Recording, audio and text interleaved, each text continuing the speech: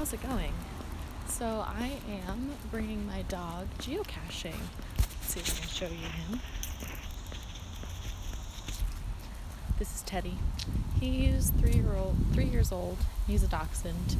And if you know anything about hounds, you know that they follow their noses absolutely everywhere. So bringing him caching is always a little bit of a struggle. Yep, he's all over the sidewalk. Also, he's young, so he's allowed to sort of be a little bit nuts on the leash, but we're working on it. So again, I'm urban caching today, and you can see the beautiful fall foliage behind me. It's absolutely gorgeous today. After yesterday's rain, both Teddy and I are feeling really cooped up in the apartment, so I decided to take him out caching with me today. So I hope you guys will bear with me. It'll take me a little bit longer to get there than it would otherwise because I have this little dude.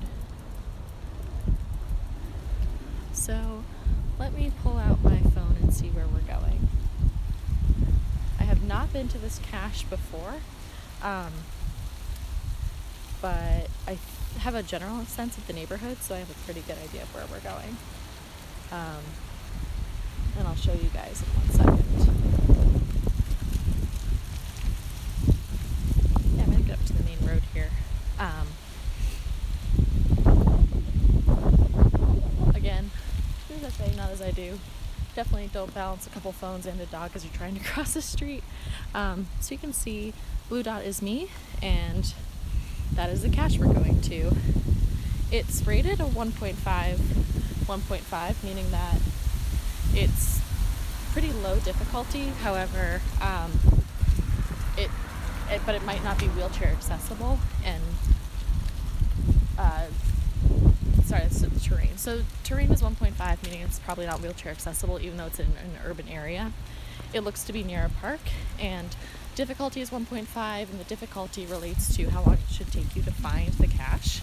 So I'm thinking it shouldn't take too long. Yesterday when I was streaming from inside my apartment, I was sort of looking around, toggling with the different features of geocaching.com, and one of the things I came across was the Project GC stats, standing for geocaching, of course. I definitely want to do a stream maybe tomorrow breaking down what Project GC stats are, because if you go onto a user profile, you can see all of the different stats that are put up there with Project GC, which is a third-party analytics page. So I think that'd be fun.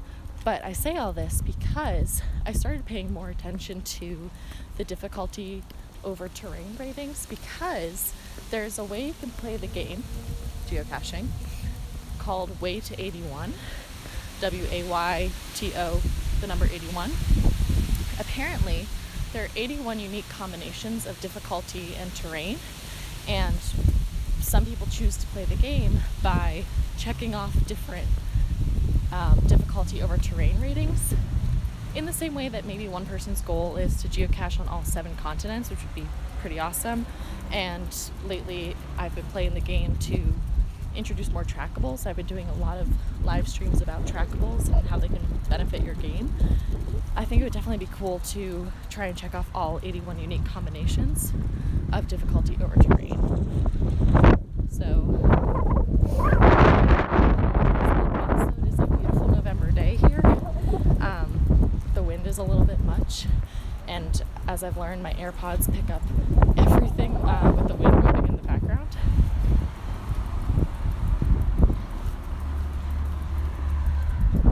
But Teddy doesn't seem to mind. Look at those ears. Oh my gosh, he's adorable. I also think because he was so cooped up yesterday, I'm going to wrap this in with a trip to a dog park, but I'll do that after.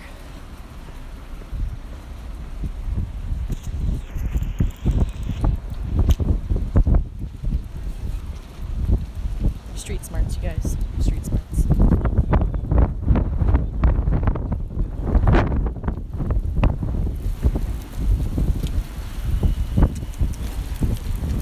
It's like that perfect autumnal temperature where it's both like a little bit cold, but the sun is still out and shining, so I'm out here in a vest and a flannel. It's perfect.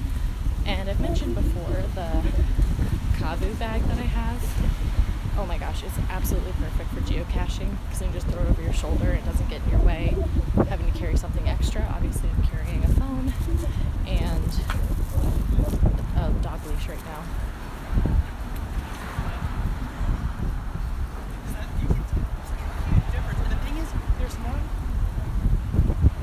An entire extra element to this game should be see how long you can walk your dog while you're trying to find a cache without someone stopping you to pet your dog. I'm totally fine with people petting my dog usually, but not when I'm out trying to find a cache. Also, I've realized since becoming a dog owner, people just walk up and say hello to my dog and don't say hi to me. It's a little bit weird.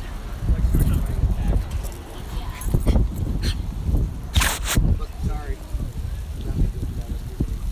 Yeah. I'm gone. Yeah.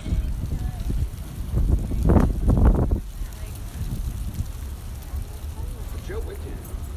They did go. Yeah. No. That would have been fun if we'd been able to like a big group together. Yeah. That's good. In the absence of that. I told you.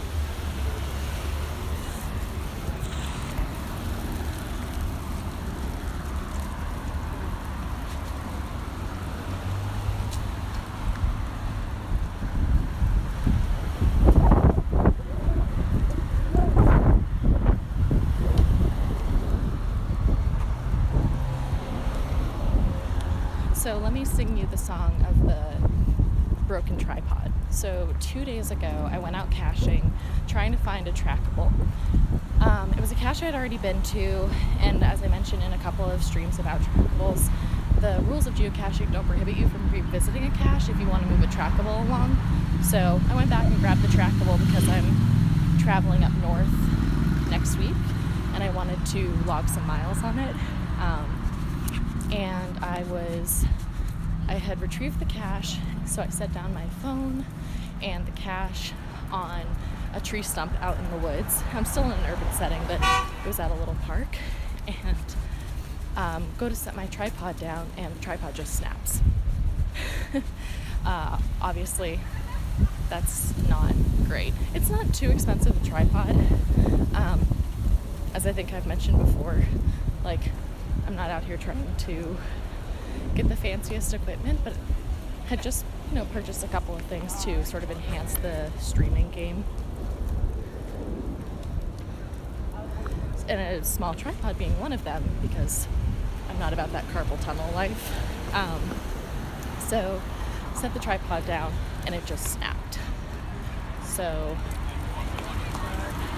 tripod and a better camera are definitely on my list of things that I'd like to at some point replace. Or replace the tripod and just get a better camera so I don't have to film on my phone. And like better lighting setups for when I'm streaming or recording out of my apartment. So hang on one second.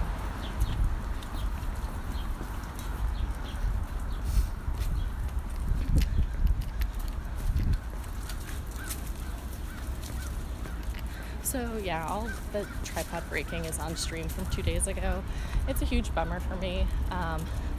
But all this is to say, I did create like a PayPal link and put it in my profile, and it makes me uncomfortable, I think, to put out one of those links. I realize it's extremely popular for most people who do stream, but for me, I'd be out here geocaching whether or not I was streaming because it's something I care about, something I'm passionate about. So that being said, here's my shameful plug. If you do like watching me cache and you do like me streaming, I put the PayPal link there. Do with it what you will, or don't do with it what you will. Either way, streaming is more about building up a caching community, not about soliciting money from people who watch. So, yeah.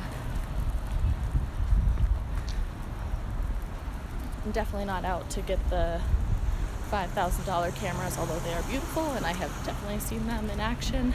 But you can get a good tripod that will serve your purposes for a few, for not that expensive. And I also get that expense is relative to everyone. So right now I'm holding together my phone that I usually use to the tripod that I usually use with duct tape. You guys, it's not a good situation. Anyway.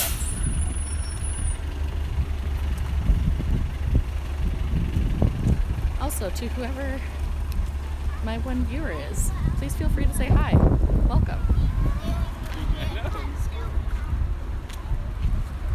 Again, we're at an intersection and practicing street smarts. I don't know if you guys are fans of John Mulaney, the comedian, but his most recent stand-up that's out on Netflix is absolutely great. And one of the bits that he does is talking about how they were taught street smarts when he was growing up in the 80s in Chicago. And it was basically a police officer just coming into their classroom shouting street smarts at them, which is why when I'm actually in an urban area, I'm just shouting street smarts at the camera.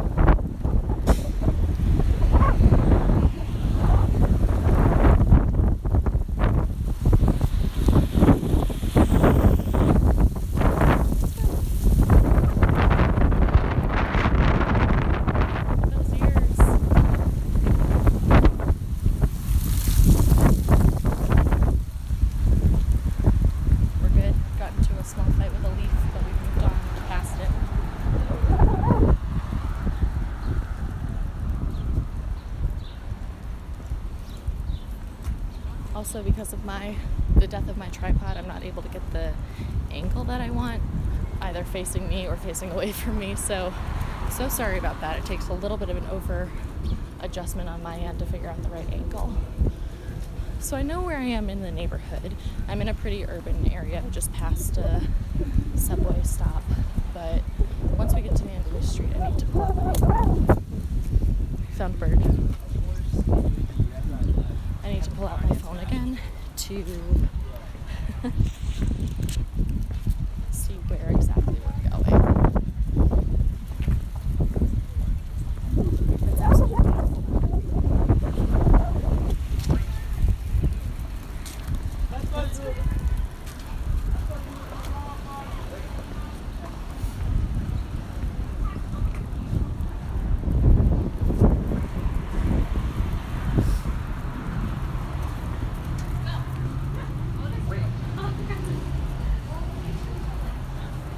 Also, I guess it is the brunch hour too, so I'm envious of all the people going out for brunch right now.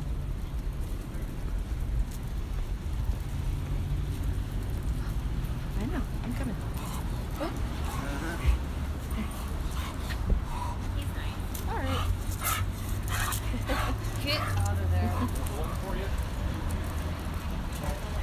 Teddy likes other dogs, but he likes them a little bit too much.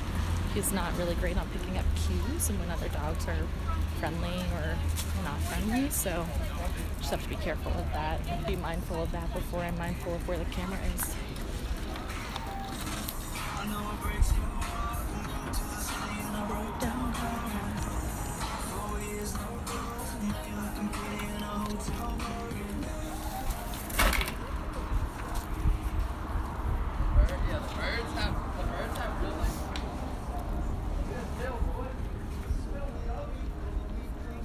This might actually be a good time for me to check where I need to go.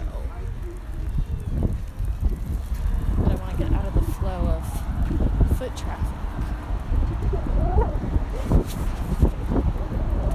Alright, this looks like a good place to take a break.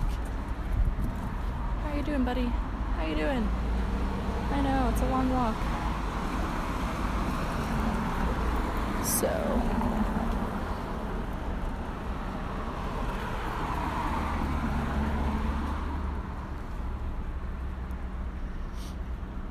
basically need to go straight down. It looks like we need to go straight down this street in front of us. Is it Washington? Washington Boulevard. Oh, I think we're pretty much on that street. So we'll try and go down here and see where the map directs us from there.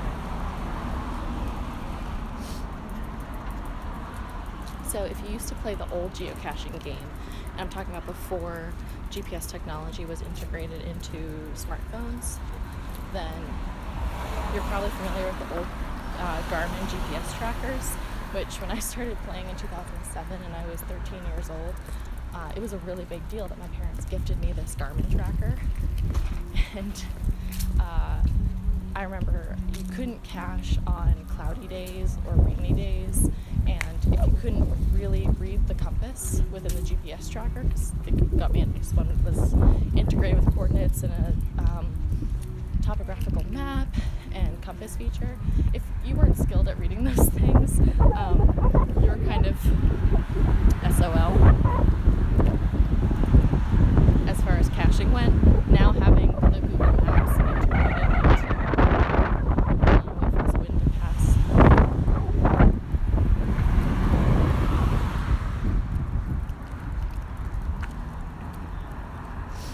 Now having Google Maps integrated into the app itself is really great.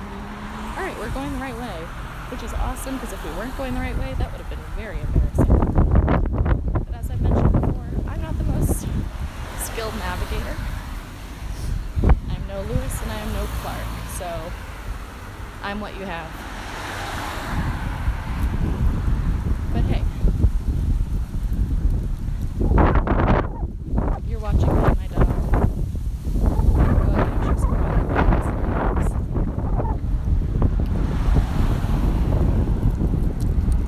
And yeah, having a hound.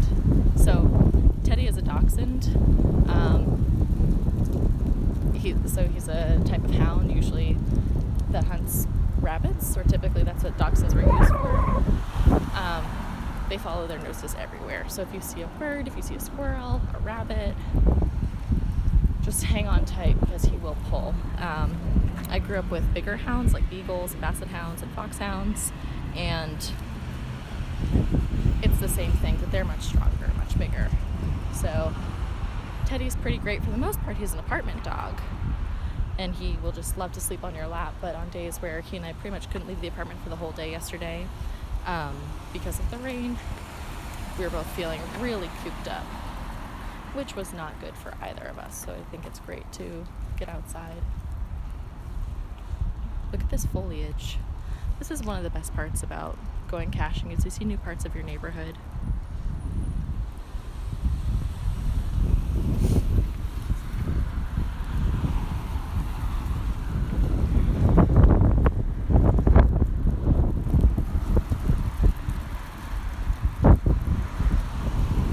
Obviously, elections are coming up. I voted early a couple days ago, the same day that my tripod broke. But definitely, if you're old enough, go out and vote on Tuesday, or before if you can. Early voting is so nice because for those of us who have to go to work on that day, you don't have to worry about getting up super early before going in to vote before going into the office, or leaving work a little bit early to vote before the polls close in the evening. Okay. Let's see. So, we're 0.2 miles away from this cache. A 1.5, like I mentioned, and the size is listed as other. So, when the size doesn't fit inside one of the typical sizes, like a micro, which I think used to be called nano, a small, medium, or regular size cache, it can mean that it's something super small. Like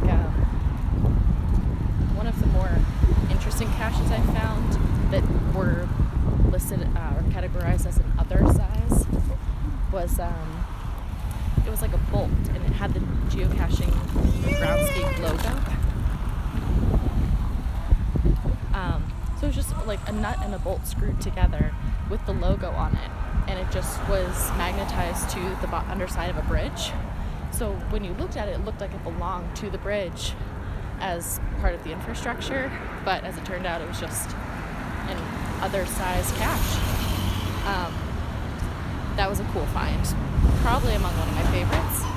One of my hopes for upcoming streams is I want to take you guys to the hardest cache I've ever found and to the most creatively hidden cache I've ever found.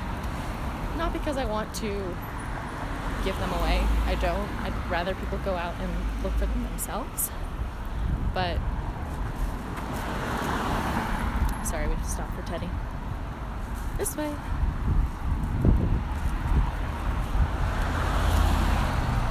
Yeah, I want people to go out and find them for themselves, but I think for purposes of the stream, for people who don't live in my area and maybe would never get to see those caches anyway, it would be really cool.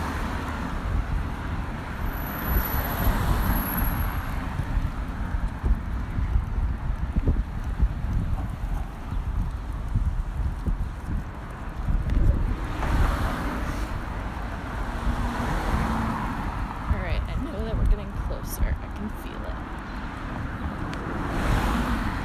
Also, the GPS helps.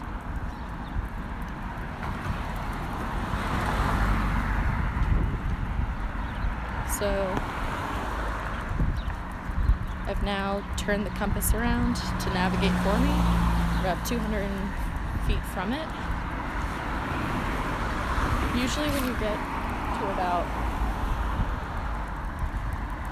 within 100 feet and you start looking around with your own eyeballs, don't let the cache do the work for you.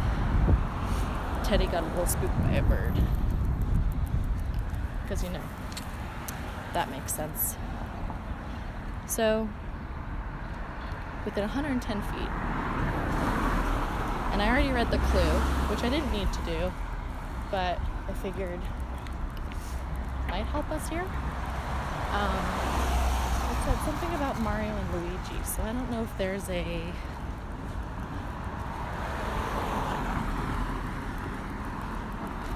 Mario Brothers themed anything out here, or gosh, an Italian restaurant maybe. Man, we're in a really urban area.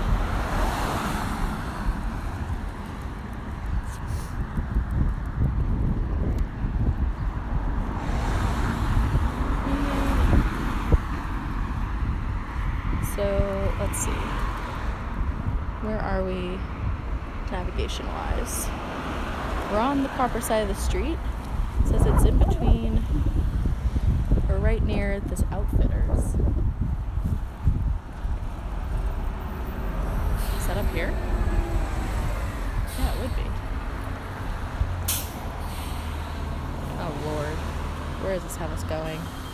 Going back 93 feet to the front corner of this Outfitters store. Okay. Teddy, let's go.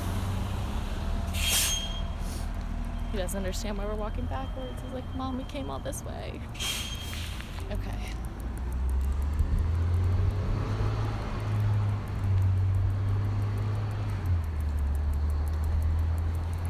So there's like brush in there, but I don't understand how Mario and Luigi play into all this.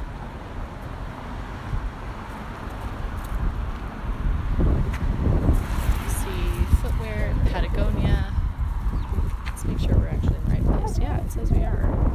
Straight back. Okay. It says call Mario or Luigi. So let's go back here maybe.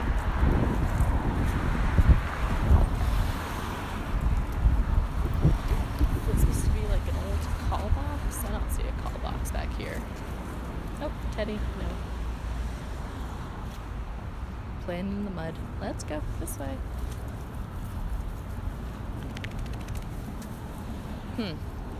At the American Legion, there's a cannon and a bird is nesting in the cannon. That is pretty cool. Well, I'm open to ideas if you guys have any ideas where this might be. I have no idea. Call Mario or Luigi. That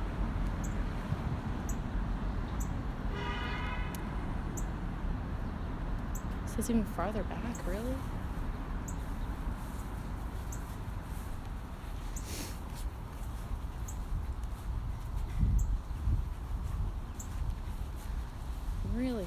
like this isn't right. Maybe the coordinates are off? I don't know. It was found a month ago, so I know it's still here. There's a telephone pole, which would factor into the calling idea.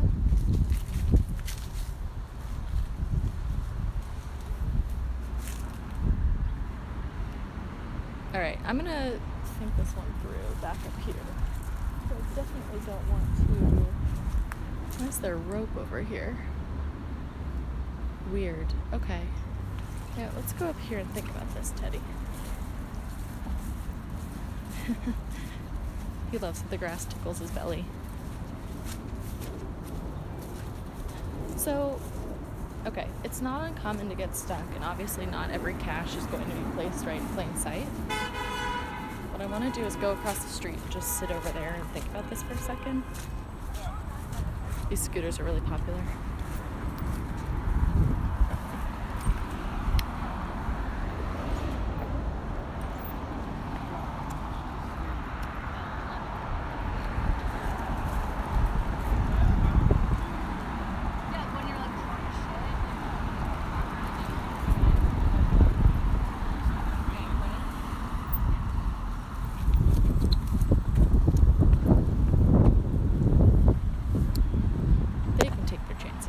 Not today, Satan. Okay, so there are 4 telephone poles. Gosh, it could be any one of those. So, alright, when I get stuck, usually what I like to do is look in the last comments posted by people who have previously found the cache. So when we get over here to go sit down, that's exactly what I'm going to do and see if someone has given a hint or maybe inadvertently given it away. Not that I want them to give it away, but the hints are sometimes helpful.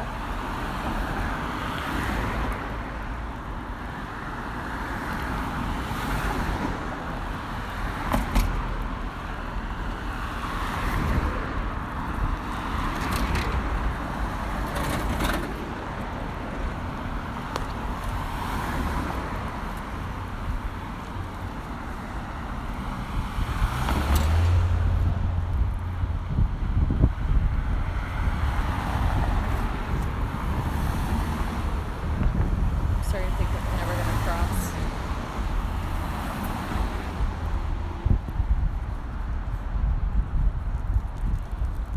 Okay, they're going to get a red light in a second.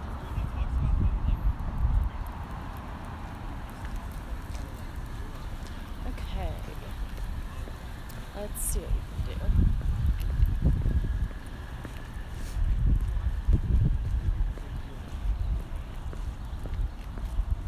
Alright. We're sitting down. What do you think, Bubba? Yeah. Okay. No, don't sit in my lap. You're all muddy. Okay. So.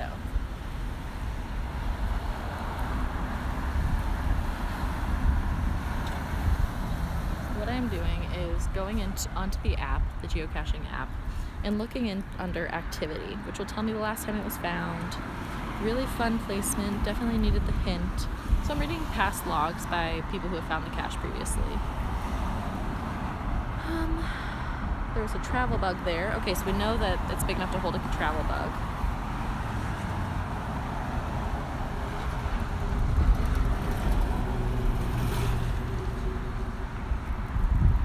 Saw it and didn't even realize it. Okay, so it's gonna be clever.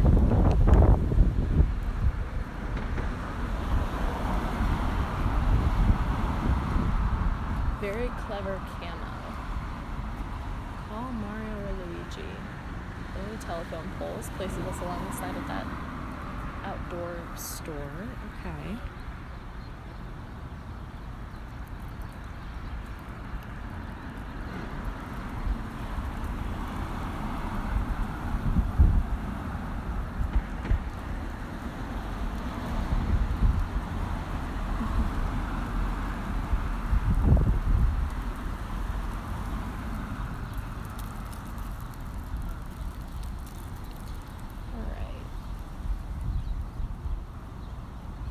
Someone's talking here about how, like most of their finds, it was found by accident.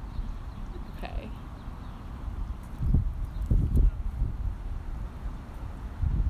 So it's definitely along the side of that building, the outdoor sporting building, because with all caches you need to get permission from the property owner first. So my guess is there's probably someone in there who works for the store or the store owner who gave permission to place it outside of the store along the side. I'm just confused by this hint about calling someone. So there are 4 telephone poles that it could be on, but, well, I mean, the GPS took us toward the back of the building. So let's see if there's anything else that the map has to offer us before I go back and sort of scout around. Okay, it says the GPS took us toward the back of the building, but where it looks like the cache is placed, I'll show you guys here.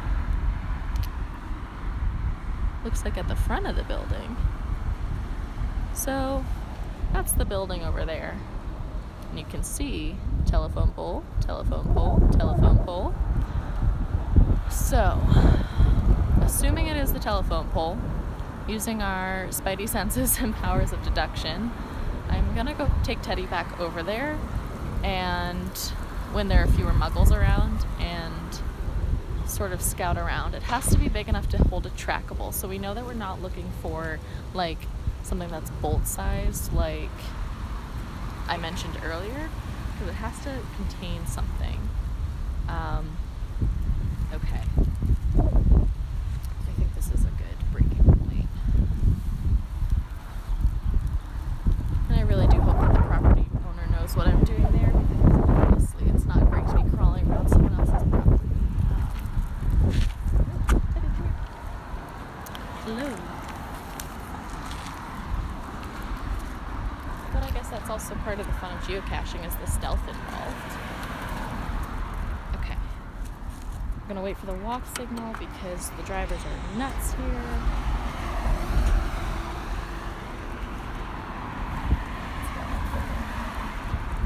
I lied. We did not wait for the walk signal.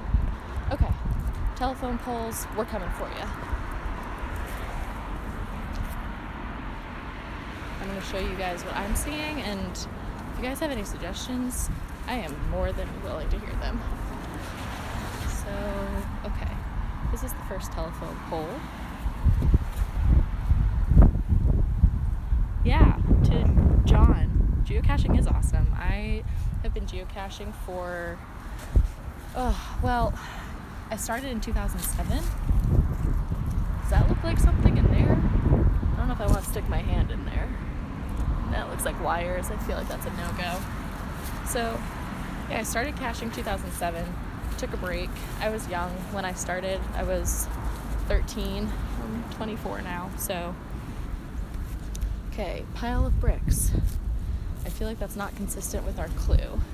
I feel good about this telephone pole because it's still at the front of the building. There's a brick down here. Is this it? What is this? Okay, yeah, that's not it. That's pretty firmly placed, and I do not want to distract the property, especially when it's attached to an electrical box. Just, one of my core tenets of geocaching in life is, don't stick a fork in a socket. There's a cache that I actually thought it was within a sprinkler system, and it was in a sprinkler system, but not the sprinkler system that I thought it was in, and I actually dismantled a sprinkler system and then had to put it together, and that wasn't great. But also, if you're going to be a CO or a cache owner, can I just make a plea right now? Please do not put your geocache in a sprinkler, for God's sake. Alright, so this is our second telephone pole we're inspecting. Let's go. But if we go any further back, it's going to take us away from the front of the building, which is where it looks like it was. Oh, I totally didn't see. Okay, Teddy, you gotta hang out over here, dude.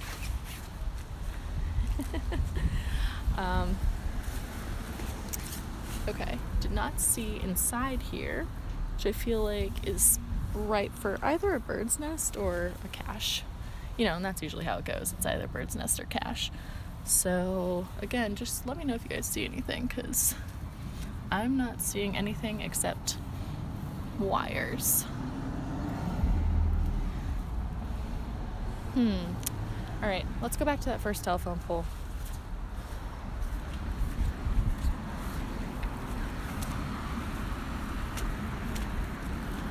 Okay, so two telephone poles here and here. I have my sunglasses on, so maybe this is preventing me from seeing something.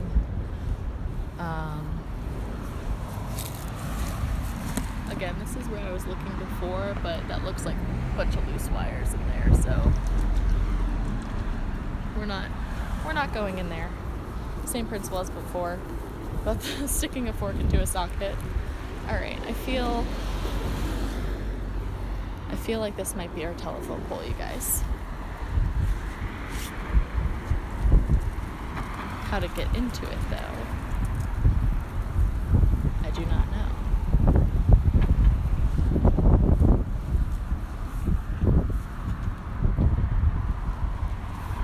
Let me just pull out. Oh, Teddy. Nope, that's not.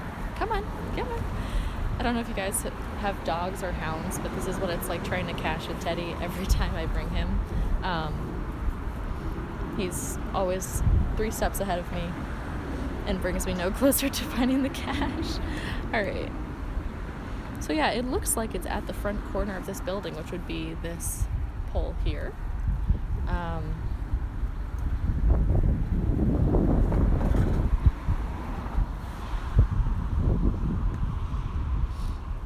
Across from us is the giant. Indeed, that is the giant over there.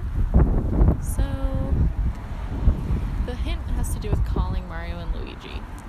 Checked that telephone pole and the electrical box. I've checked this telephone pole. Maybe I'll try approaching it from a different angle.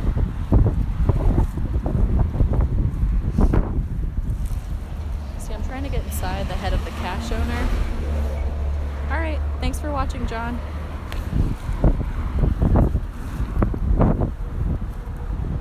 All right.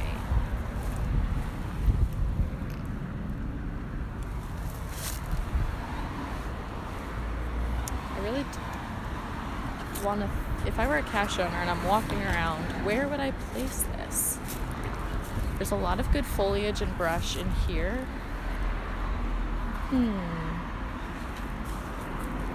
Also, you guys, I'm streaming and caching tomorrow at the same time too, at 2:00 p.m.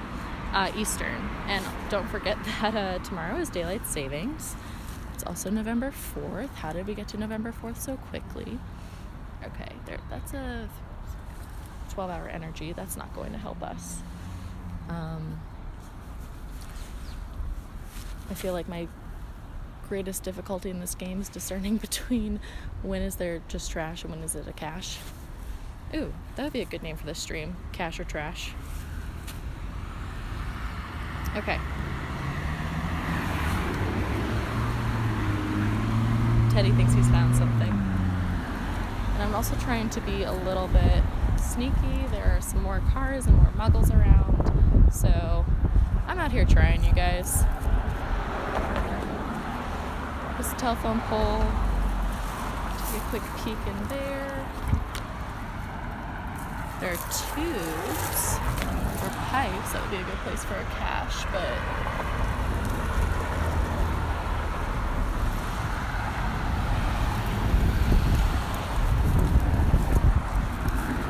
let's walk back in here.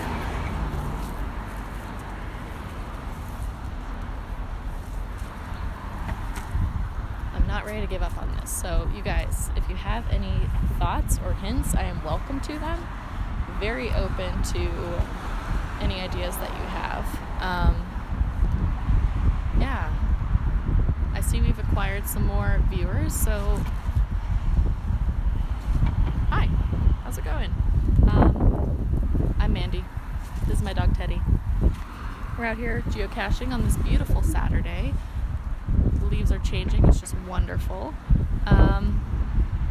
And I have no idea where this cache is. So at this moment, I am just a girl standing outside of a store looking like a stalker trying to find a cache. Okay.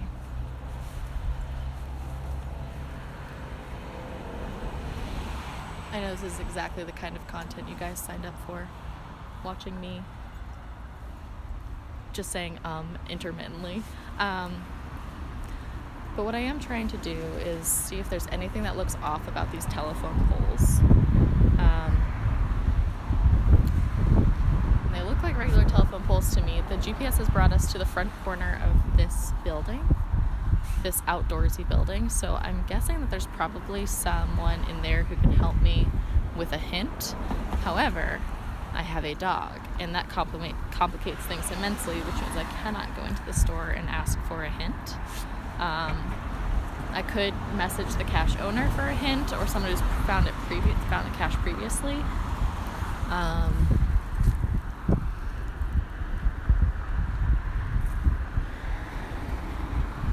I'm wondering if this debris was down before they placed it or after, because that could impact where the cache was. I'm also going to swap out for glasses because I think sunglasses are preventing me from seeing things more clearly. Teddy, what do you think? Aw. Teddy's 3. He's a dachshund.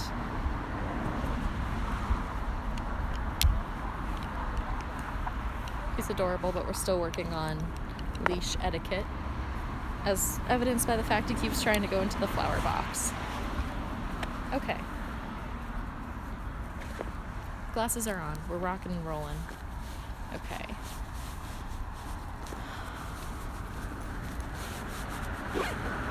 Wow, I can see a lot more. So, sorry, you look at my face does not help you. Okay. Nothing looks out of place by that telephone pole. I really do think it has something to do with this telephone pole here, just based off the GPS coordinates. I know that coordinates can be off, and once you get usually within 100 feet of where the GPS brings you to, you're really supposed to be on your own looking for yourself. This is a rock. Leave no stone unturned, unless there's a snake under that stone, in which case just frickin' run.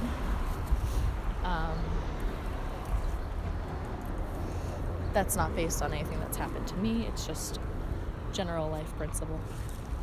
Okay, so the hint has to do with call Mario and Luigi. So I've interpreted that to mean one of these telephone poles. The GPS has brought us to the front corner of this building. I'm not seeing anything with Mario or Luigi or anything Italian on the front of this building.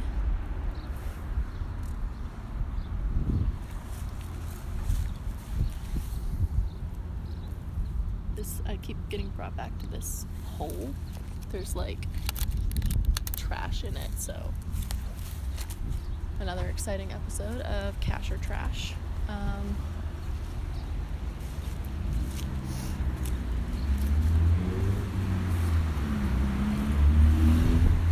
You can do it. You can do it. Call Mario or Luigi. Let's think. Let's try this. We'll try this over here again. I'm not so prideful to say that I could have walked past it before, just not seen it. That just looks like brick that I'm now overturning. Come on, little man. Again, I got thrown off by this. I thought that this was something, but it looks like it's supposed to be there, so I will not disturb it. There's a stake in the ground down there. Also looks like it's supposed to be there. There's a brick. You're not supposed to bury anything. Ooh, there's some kind of slug in there. Cool. Teddy, that's not for you. You're not supposed to bury anything in geocaching. That's one of the rules of being, if you're going to place a cache, the moderator, the approver, will make sure that you're not burying anything. Because we're not supposed to, bring a shovel while you're caching. Okay, I didn't look in these trees before. Now I'm sort of looking in here at the base of the trees to see if there's anything that looks off.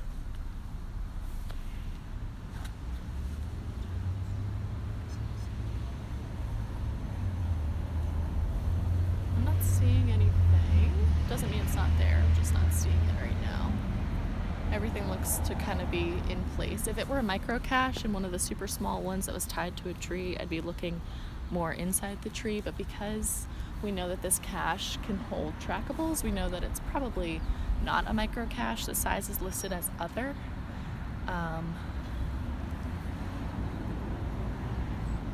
Yeah. Huh.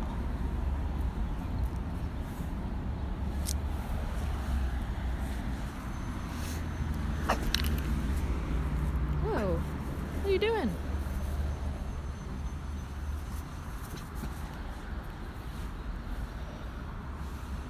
Nothing with the cannon because it's too far back. I also wonder if how long this fence has been up. It all looks like pretty new clover that's growing in, but the fence is pretty well rusted, so... Oh, there are tomatoes on the ground. Don't eat the tomatoes, Bubba. Alright.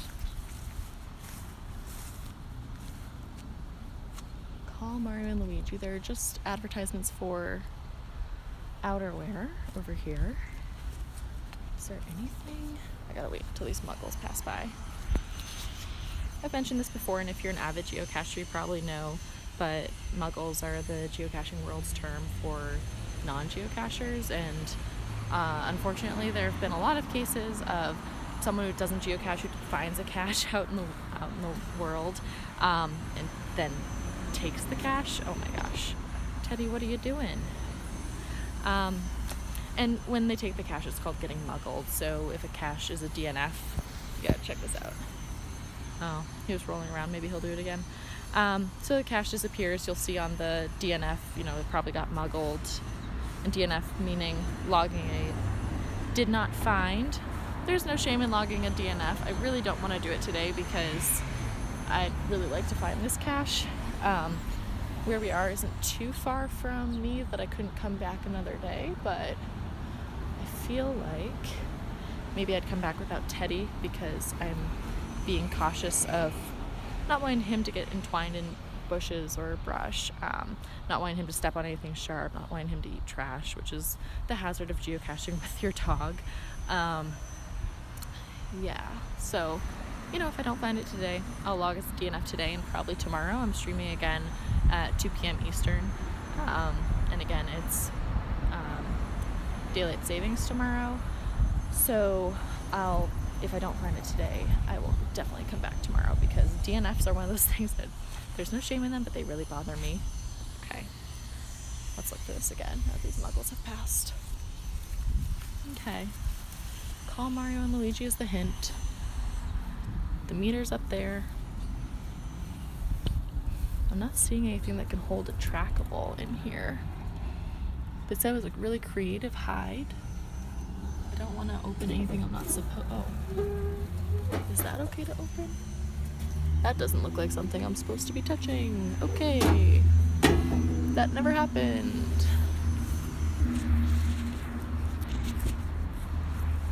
You guys. Yikes. All right, so moving on from there. Moving on, but one look back for the one that maybe possibly got away, and we'll go back to these other telephone poles. I said it at the beginning of the stream, and I'll say it again. I broke my tripod on stream 2 days ago, which is why I put out a PayPal link on my profile. I have no expectation that folks who watch the stream would give money. I'll be out here caching one way or another, but I realize that it's a popular thing to do for streamers to just put out a link. I'm pretty new to this, but in the case where I broke my tripod and would like to get an actual camera, an actual microphone or light to make the quality of my streaming better for you guys, I put the PayPal link out there. Use it or don't. That's totally up to you. I would, of course, appreciate assistance toward these things that will help me make better streams, help me geocache better, producing better content for you guys. But whether or not you donate is totally up to you. I'll be out here caching either way and streaming either way. Also, I've set up a Twitter to announce when I'll be streaming. It's at Geocaching Gal, the same as my username on Twitch. So I'm back at this telephone pole, and Teddy started digging. He's buying into his better dachshund nature.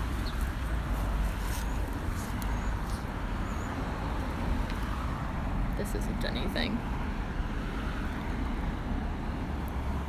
Is it something? No, just rusty metal. You know, get all your shots before you go out caching, because I'm definitely glad I got my tetanus shot. That's not anything.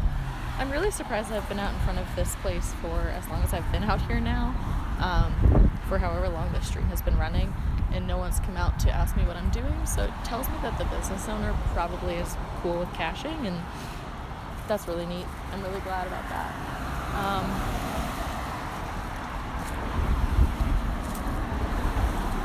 And I would really love to go in and ask them for a hint, but because I have Teddy, I cannot do that. And okay, Teddy, we're back to the first telephone pole. Call Mario and Luigi. So what I might do is go sit down across the street on one of those benches again and look further through the activity posts, where past cachers who have found the cache will talk about their experience finding it, maybe give a little bit of a hint. In some cases, sometimes they give it away accidentally.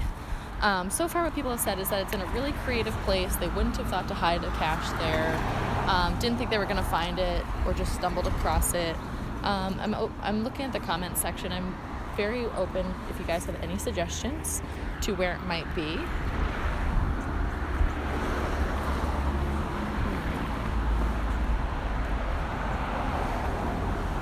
Looking up. The difficulty is 1.5, so I know I don't have to climb up a telephone pole or anything like that.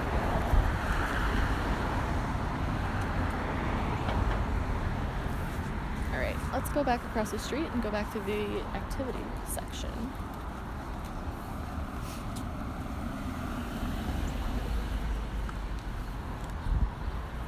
Teddy's found a stick to chew on. He's keeping himself entertained.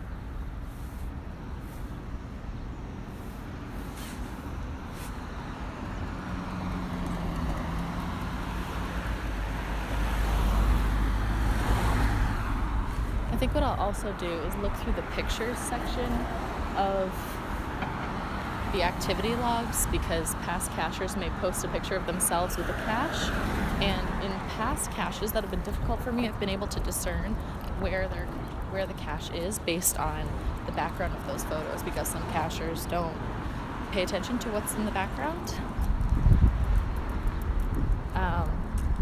Okay, so we're sitting down again. We're back.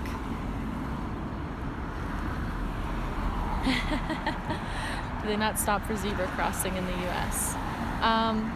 They do. Cars do stop, but that particular intersection has a stoplight, so that was us crossing illegally, because we've sort of been crossing the street back and forth, and what I've learned is that light is extremely long. So that one was on us.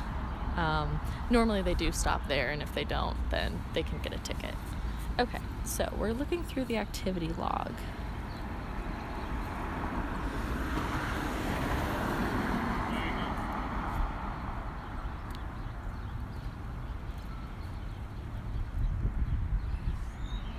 So they left a travel bug here, so we know it's big enough to host a travel bug. So it's not a micro. Great container, cool hide, great hiding spot. All of this is really encouraging. It makes me not want to give up on it. I want to keep going. Accidentally looked at the hint. I know, I looked at the hint too. That's the hint about the calling. In the UK, there's no lights. Cars just stop if you're waiting at a zebra crossing. Hello, nice stream. Hey, thank you. Thank you, Weary Stare. You can follow me and you'll get notifications about when I'm streaming next. I'll be streaming again tomorrow at 2 p.m. Eastern. But I'm always happy to host new visitors, or new viewers. And I did know that about the UK because I was just there over Christmas this past year. And I love London. I really do. It was my second time there, and I forgot to cache while I was there, and that was totally on me. So I found a couple of virtuals, but no traditional caches. Okay. So let's keep looking. Sorry about the light, you guys.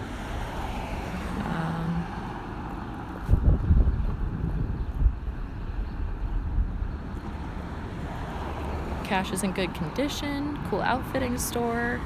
I know, I want to go into it. I'm so excited. Yeah, London is really great. I really think there's no other city in the world like London. It's unique in its history and in its architecture. I definitely am looking forward to going back. I don't have a trip planned back there yet, but it's one that I hope to go to every so often. Okay, so looking at the photos, these folks are standing in front of the lights over there. Okay.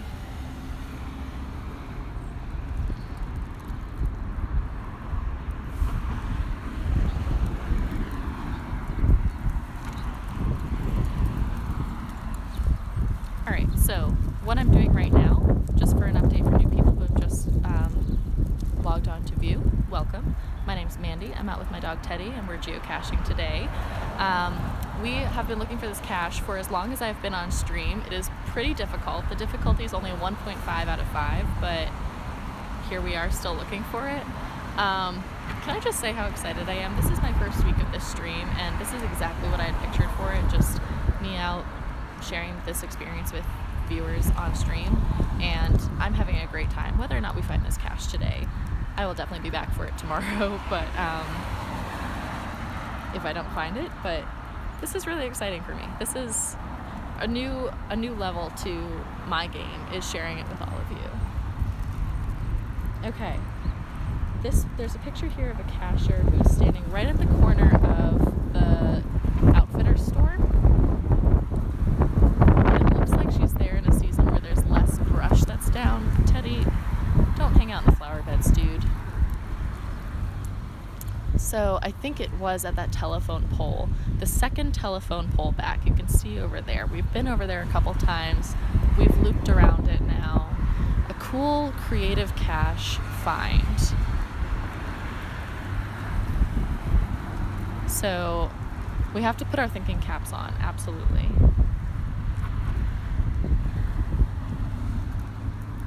Heyo, how's it going? I'm just outside Washington, D.C. in the U.S. Welcome to Hyperlink. How's it going? Okay. So now I have this renewed faith, you guys, that we were in the right spot before. We just need to be creative about where we're looking. Store is sadly going out of business. Teddy's gonna get us into trouble, you guys. He started digging in the flower beds. Not cool, man, not cool. Hey. One of the things I loved about being in London is they had a dachshund event. So in Hyde Park, there were all these dachshunds out in sweaters, and I didn't have Teddy with me, but I would have loved to have brought him to... Wait, I wonder if these people are caching right here. I don't know.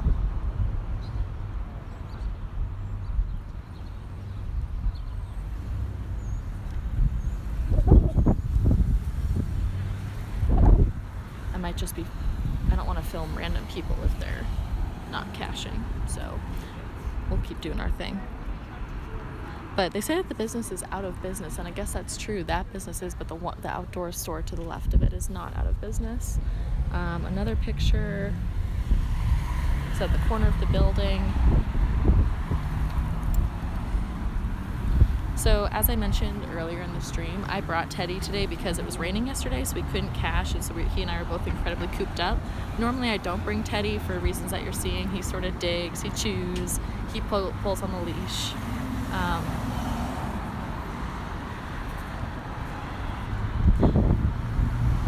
Hey, Hyperlink. Yeah, I am new to Twitch. I just started on Sunday, today being Saturday, so this is my 7th day.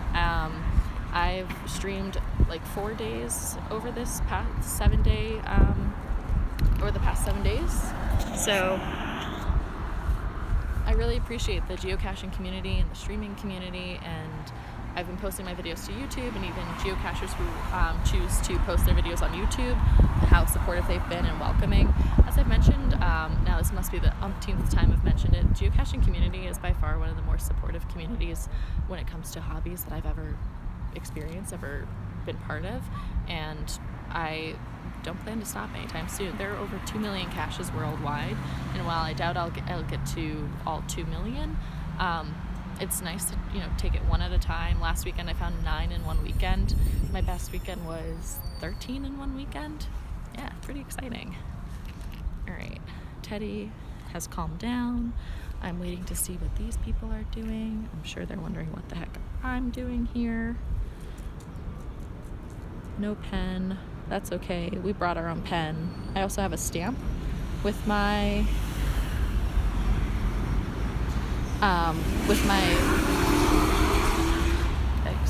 stamp with my username on it, so I can always stamp the log. So any caches that are BYOP or bring your own pen, I have a stamp with me, so I don't need to, so I don't forget a pen. Okay.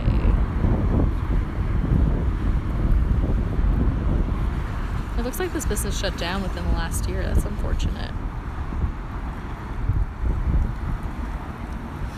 Okay, I can't do anything until these muggles move on, so we're just going to be hanging out. If you have any questions for me, feel free to ask in the chat. I'm just going to be reading some old activity logs from past users. If you see anything that stands out to you, let me know. I'm a speed reader, so I don't want to zoom past anything. Never seen one like this before. See, that is such enticing content. I have never seen a cache like this before. How am I supposed to log a DNF on a cache when, look at our shadow. Look at Teddy's ear flopping in the wind. How can I leave a cache as a DNF if it's never been found before?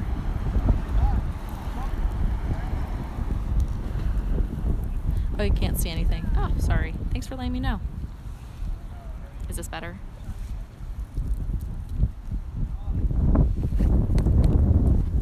There's Teddy. Here's me.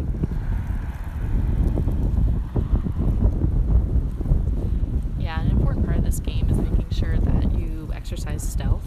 And that's why I've just been sitting over here by the flower beds for a little bit, is because we're near a grocery store, we're near the American Legion post, and a couple of restaurants, and so there are a lot of muggles and a lot of passing cars, and I don't want people to pass by and muggle the cache, meaning that they just take it because it's interesting and they don't know what it is and how important it is to the game. There have been a couple of caches that have been muggled in my area recently, and that's a bummer because you set out to go get them and they're not there. That helps us zero. These people might be playing Pokemon Go. I remember Pokemon Go. I stopped playing, but the summer of 2016, it was a very big part of my life. Okay, these people are moving on. That's great. That's good news for us. Thank you to Hyperlink for letting me know that you guys couldn't see anything before. That is really helpful. Okay. Oh, we're over this way, okay. So, just waiting for the next group to cross the street, and then it is go time. We are going back to that second telephone pole, which, based on previous logs, activity logs that past cachers have placed, and past photos that have been placed on the app for the cache log, we can see that we think it's by that second telephone pole. The hint has to do with call Mario and Luigi. I was thinking some sort of Italian store, or actually looking for like the Mario Brothers logo. Fun fact, I just got back into Game Boy and have been playing a lot of Super Mario Brothers, but I think it has more to do with calling is what I was supposed to be interpreting from that. So telephone pole. There are 4 telephone poles along the side of this building, and I think it's the second one based on the GPS coordinates. Okay.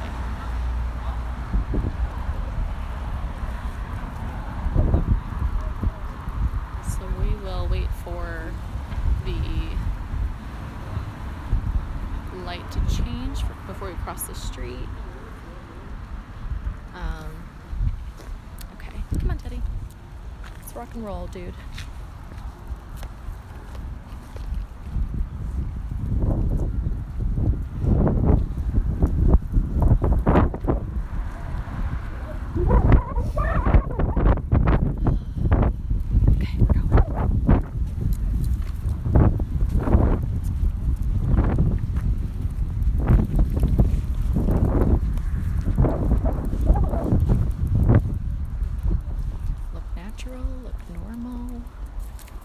Never looked normal a day in my life, so why start now? So, second telephone pole. Let me show you guys.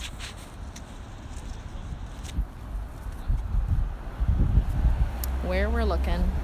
There have been a couple of things that have looked off about the base of this telephone pole. Teddy's very excited about this, but like there was a rock down here that I moved, but nothing was under it. That would be a very creative cache anyway, I suppose, and based off of the activity log, we know that's supposed to be creative. I did look down in here, but it's like mostly trash. Also, you want to be careful not to touch any wires. If you were watching earlier, I did check out that telephone pole with that call box, and definitely fidgeted around in there. Wasn't supposed to be in there.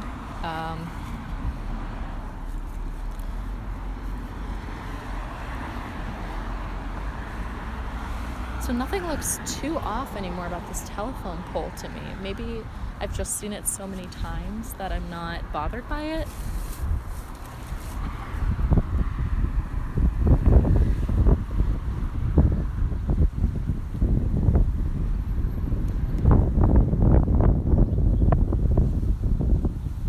And now that I know that the store has shut down from the comments, I can't go into the store and ask them for their assistance. People said that they spent somewhere in the range of an hour looking for this cache. I have, my intensity level when it comes to geocaching is I have a hard time calling it quits. So if I don't end up finding it today, I will be back looking for it. I'll go back and look at the activity log tonight and be back looking for it tomorrow at 2 p.m. Eastern. You can look at my stream schedule either on the homepage of my Twitch account or on Twitter at Geocaching Gal, the same name on Twitter as I have on Twitch. Let's look over here. We haven't strayed too far from the call box up to this point. Some bricks around, some what look like rhubarb leaves. There's nothing too off about the brush in here. And because of the hint, I don't think we're supposed to stray too far from the telephone pole.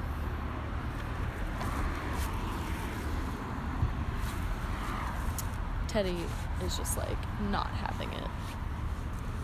And that's the other thing, I probably won't bring him when I cache again tomorrow. I just got us out of the apartment today because it was raining all yesterday, so I couldn't cache, and he and I were both feeling a lot bit cooped up by the time I got on stream today.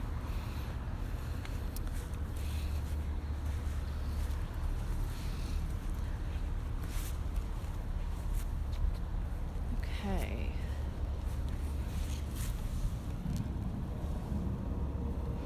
They're just wires, and it's nothing super unique about what I'm looking at on the side of this pole. Anything down in the brush here? No.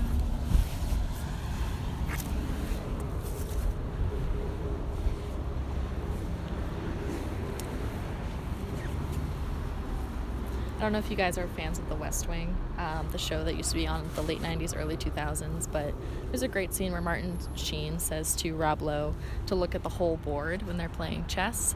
But he's not really talking about chess, he's talking about global political affairs, to see everything in front of him. And when I'm geocaching, I think of that scene where it's like, Mandy, look at the whole board. So I have it in my head that it's in a call box. I might need to, or on a telephone pole, need to look at the whole board and reassess. I don't know if there's anything about this brick layout. Caches are not supposed to be buried. If you're thinking about becoming a cache owner, keep that in mind. If your cache is buried, it will get rejected by the moderators on geocaching.com. And the moderators, for the most part, are terrific volunteers who have been geocaching for a long time and acquired a status on the site. I just placed my first cache a little while ago, in September, and I went through that cache process. I definitely want to stream at some point about what it was like to place that cache and the difficulties and the successes of being a cache owner, because it just like integrating trackables into your game. Or earlier in this stream I talked about how some people use the Project GC statistics, Project Geocaching statistics, to enhance their game. It gives you a new way of playing geocaching, and the same is true for becoming a cache owner. Something I mentioned earlier on in the stream is when I was looking at the Project GC statistics or analytics yesterday, which I'm definitely going to stream about at some point, I learned that one way to play the game is way to 81, WAYTO, the number 81. There are 81 unique combinations of difficulty and terrain for caches, so some people try and check off every combination of difficulty over terrain. This is a 1.5 over a 1.5, so we know terrain-wise, difficulty-wise, it's not wheelchair accessible, so far that's pretty consistent with where we are. This is not wheelchair accessible, and difficulty means it's going to take, somewhere in the, I'm just guesstimating, hour time frame to find it. There actually are specific time frames associated with different difficulties.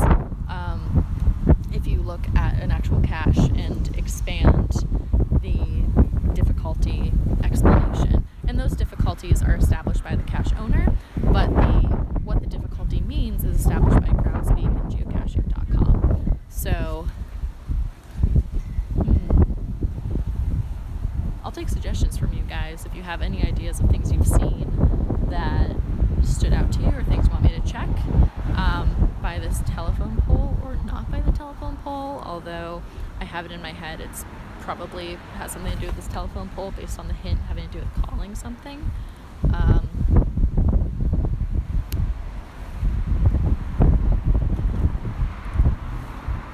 I keep looking back because I'm trying to get a look at it from a different perspective.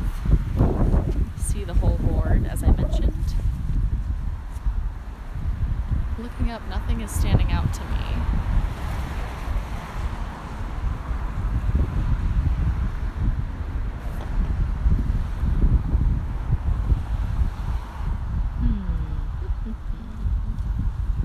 Nothing in the flower bed. Teddy has already checked that for us. He's inspecting this tree, this fallen branch. Let's see if there's anything back here.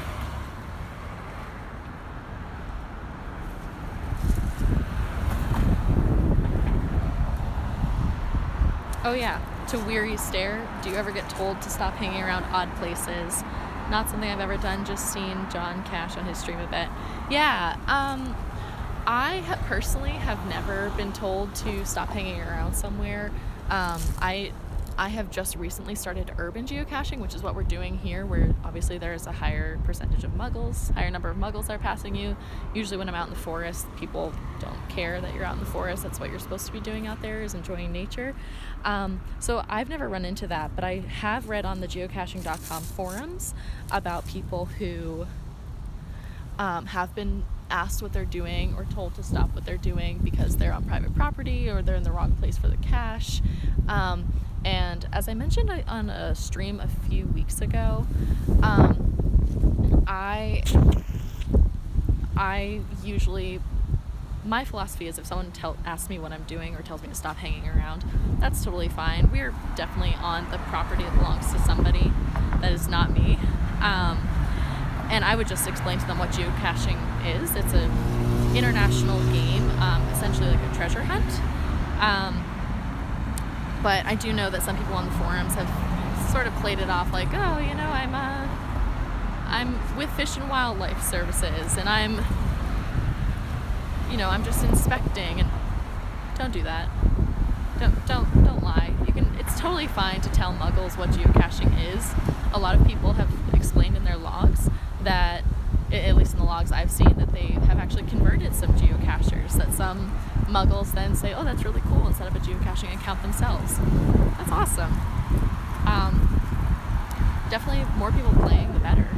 It's not something that's exclusive, and that's one of the things that I really like about it is you don't need to be, sorry about the wind, everyone, you don't need to finance this hobby. It's pretty easy as long as you can download the free app and get online. So that is my plan of action if someone stops me and asks me what I'm doing. But so far, nobody has, which I feel like is kind of the weirdest thing of all. Nobody has stopped to be like, hey, why are you perusing alongside this building? All right, so here's my plan of action. I'm going to call this cache an L for today. I'm going to take the loss. But I'm going to be streaming tomorrow at 2 Eastern. Don't forget, tomorrow is Daylight Savings Time. I am going to see right now on my phone if there's another cache nearby that we could maybe find so that we can end the day with some more positivity than just taking the L on this cache. And I'm definitely coming back for it tomorrow. That is my plan.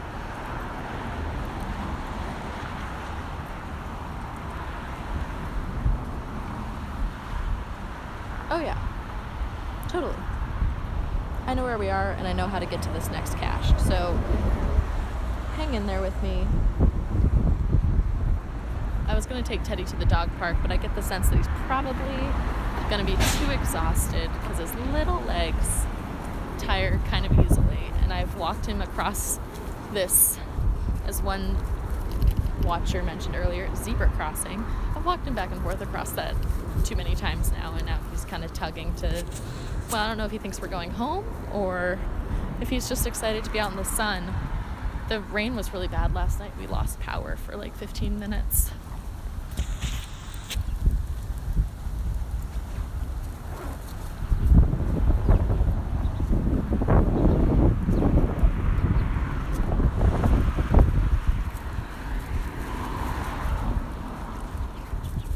So this is my first week of streaming.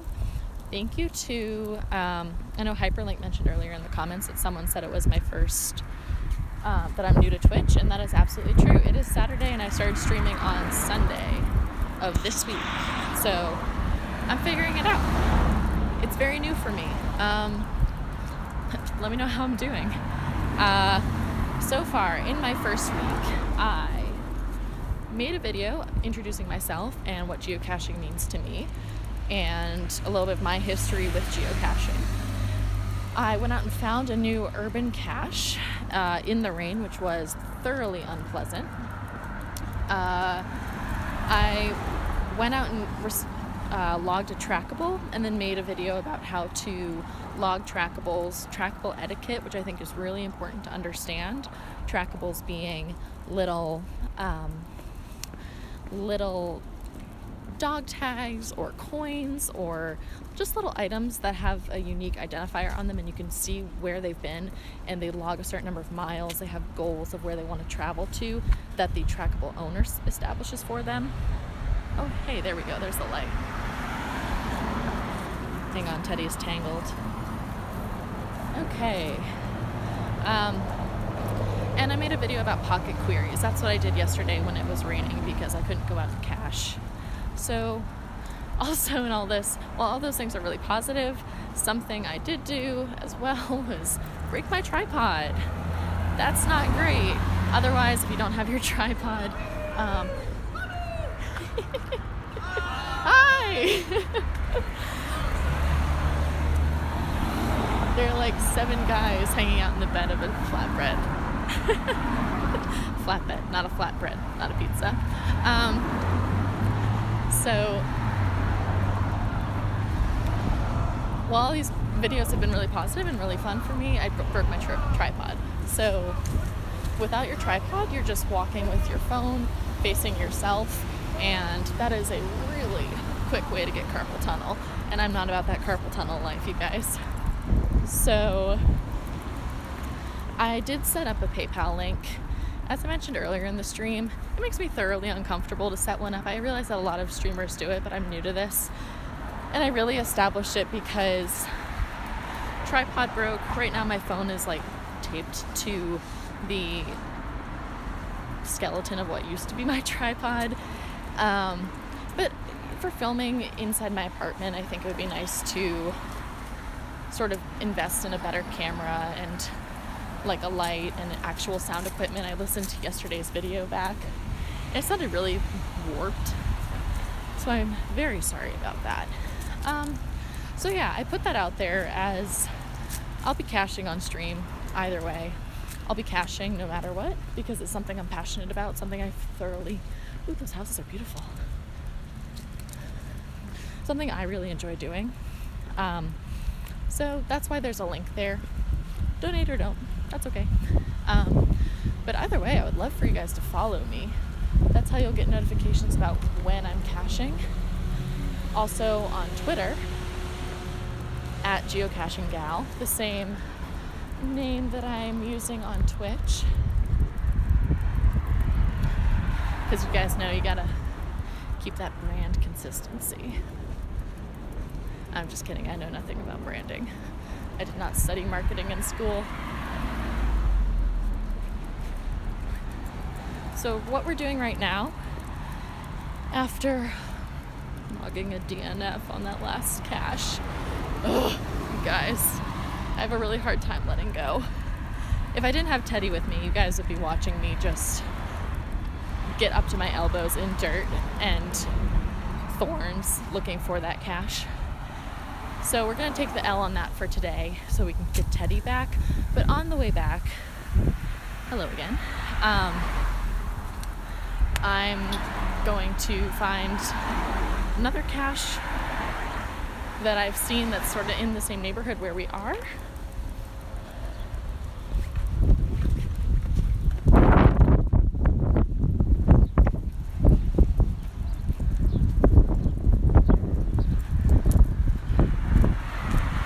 So there are a lot of things I like about urban geocaching.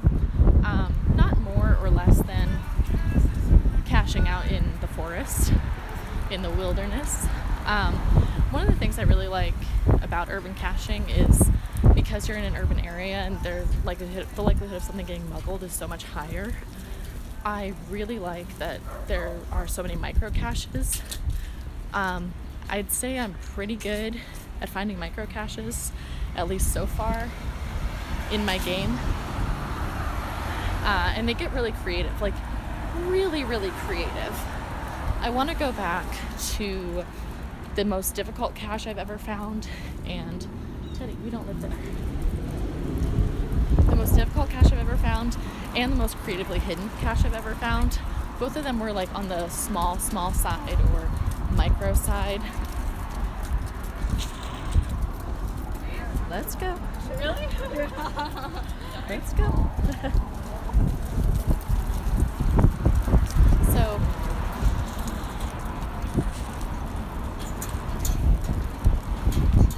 yeah, that's definitely something that I'd like to revisit and definitely do it before the months sort of turn colder. I'm outside the DC area, and while the snow doesn't really stick here, it will snow and it will be very cold as we get into the December, January months. That's something I need to think about as far as caching goes on stream. Here's the other interesting thing about starting up this stream. I don't have a car. I haven't needed one because I live in an urban area. At some point I'd like to get a car. Being honest with you guys, it would be really fun to go cache out in other parts of the state or go to other states for like a weekend and bring Teddy and go hit up 4, 5, 6 caches in a park. That would be cool. Wait. You wait. We have these really sassy Wait. street crossing things. Wait. Okay. This is another instance of Teddy and I just crossing before the light is ready. And you can tell Teddy's kind of slowing down because he has little legs and we've been out for a while. He will look for any excuse to just sort of slow down, sniff around. This is his way of saying, Mom, I'm sleepy, let's go home.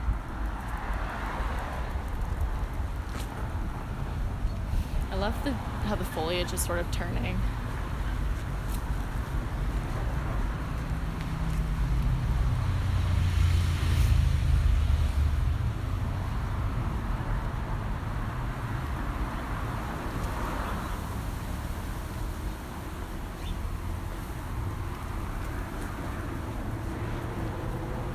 We are about, I'd say, 5 to 6 minutes away from where the cache looks to be on the map. This is one that I have a pretty good sense of where it is because I have not gone looking for it, but I've done the research for it.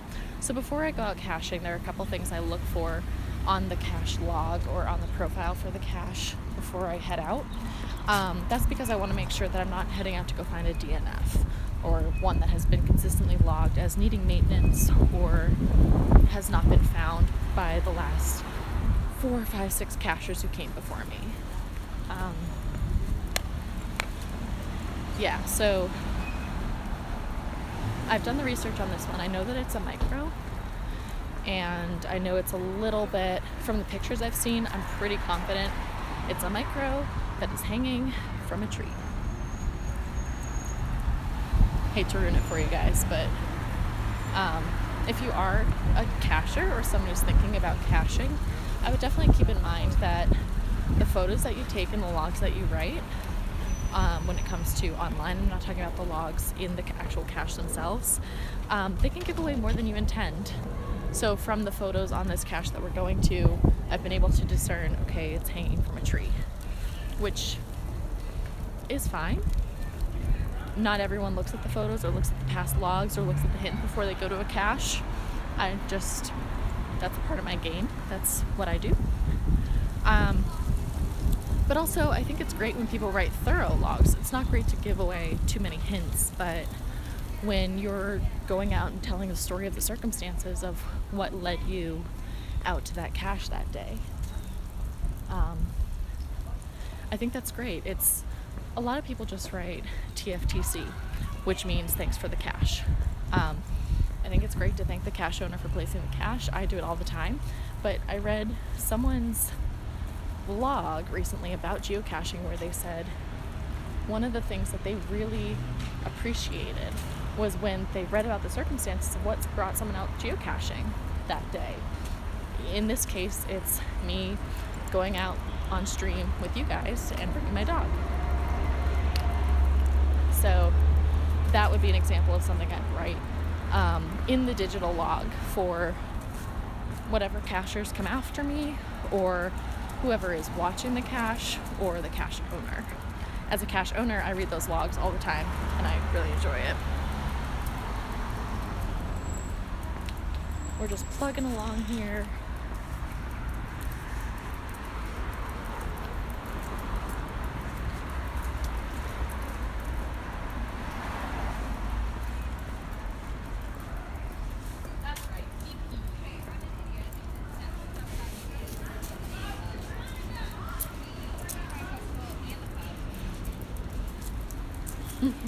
He's so cute. Oh, thank you.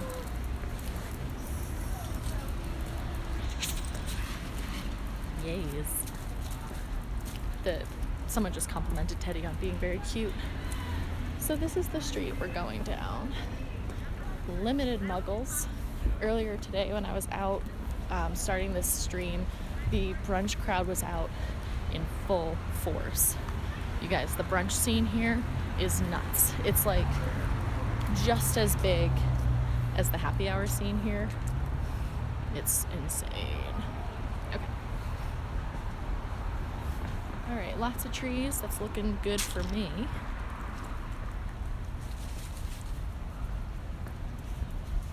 I'll flip this around so you guys can take a peek.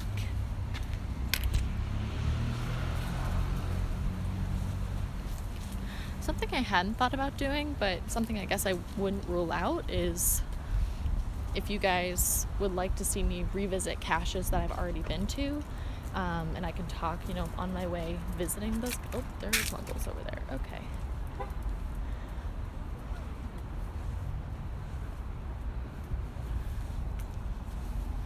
Tree. Oh, I see it. I don't know if you guys see it. Here we go. Do you guys see it from back there? There it is. It's a micro. Awesome. I'm going to come back to sign that later because I don't want to call too much attention to myself right now. Something about having Teddy and being on stream right now, I'd rather take him home right now because he's getting tired and this isn't too far from my apartment that I can't come back. But yeah, something I would consider is going back and revisiting caches in my neighborhood for shorter streams and just sort of talking about the circumstances under which I found that cache and my thoughts on that cache. So let me know if that's something that interests you guys. I'm totally down for that. Because there's a story associated with every cache you find, right? That's part of contributing to writing longer logs and better logs is the circumstances that led you. Were you out for the whole day caching? Was it just a quick park and go or parking grab, a PNG, meaning you were able to park near where the cache was, walk over, sign it, and get back in your car and drive away? Obviously, as I mentioned, I don't have a car, so Teddy and I are out walking, and that's something that I will write in my log for the DNF today. You guys, I'm not pleased, but I'm going back to find it tomorrow, so I'm probably going to sign off now, and tomorrow at 2 p.m. Eastern, remember it's daylight savings, but tomorrow at 2 p.m. Eastern, I will be out. I won't bring Teddy this time, and I'm going to go out and find that cache. So definitely come back and join me. I would love to chat with you guys on stream again, and have a good rest of your Saturday.